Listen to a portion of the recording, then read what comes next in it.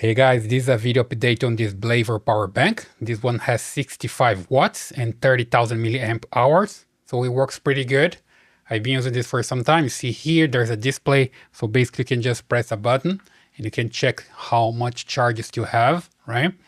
And you have connection for different cables.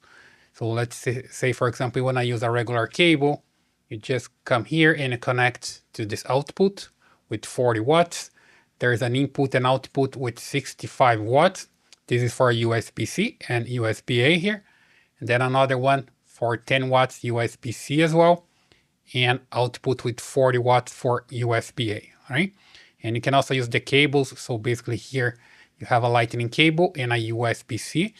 Here, for example, I have my iPhone and I use lightning cable because it's an old iPhone. So I just connect here and start charging. And also can charge my tablet. I have a tablet here and it works pretty fine also, right? As soon as I connect here, you see that starts charging. There we go. And it charges pretty fast, okay? There's also a strap here that you can carry the device using this strap. So it's pretty powerful and works pretty fast for phones, for my iPad, whatever you want to charge here.